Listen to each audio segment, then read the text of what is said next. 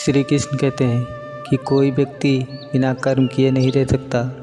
जब मनुष्य कर्म करने पर विवश है तो कर्म इस प्रकार करे जैसे कोई यज्ञ किया जाता है।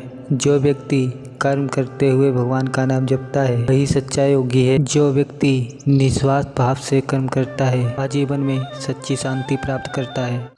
तुम किसी का कुछ मत बिगाड़ो, मैं तुम्हारा कुछ बिगड़ने नहीं दूंगा। किसी के बारे में बुरा मत सोचो, पछतावा अतीत नहीं बदल सकता और चिंता भविष्य नहीं संभाल सकती। इसलिए चिंता किए बगैर वर्तमान का आनंद लो। श्री कृष्ण कहते हैं कि भाग्यशाली वो नहीं जिन्हें सब कुछ अच्छा मिलता है, बल्कि वो होता है जिन्हें जो मिलता है उसे अच्छा बना लेते हैं। नीयत कितनी भी अच्छी हो, दुनिया तुम्हें दिखावा से जानती है, और दिखावा कितना भी अच्छा हो, भगवान तुम्हें आपकी नीयत से जानते हैं। कि कर्म का फल हमेशा मिलता है, चाहे वो अच्छा हो या बुरा, यह समय पर निर्भर करता है। अच्छे कर्म करने से जीवन में सुख और शांति प्राप्त होती है और दूसरों के दिल में जगह बनती है।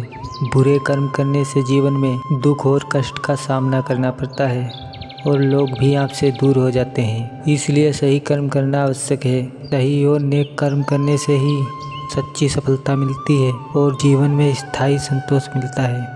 उस दिन हमारी परेशानियां खत्म हो जाएंगी जिस दिन हमें यकीन हो जाएगा हमारा सारा काम ईश्वर की मर्जी से होता है। कुछ लोग अपने अधिकार के लिए संघर्ष करते हैं परंतु अपने कर्तव्य को भूल जाते हैं। का मूल कारण यही है कि सुख की तलाश में बाहरी दुनिया में भटकते रहना। ईश्वर की शरण में निस्वार्थ भाव से जाएं, क्योंकि आपको क्या चाहिए उन्हें पता है।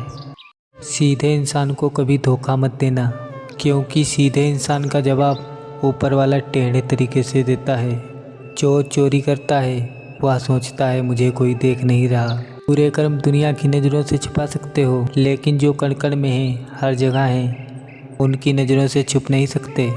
कर्म जैसा करोगे वैसा भरना पड़ेगा, फिर दुख के आंसू बहाने से कोई फायदा नहीं। कि कुछ लोग ये सोचते हैं पाप करते रहो, गंगा में डुबकी लगा लेंगे और पाप धुल जाएंगे, लेकिन ऐसा नहीं है।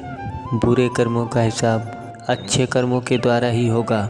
जो कर्म किया है उसका फल भोगना ही होगा, कोई मेट नहीं सकता।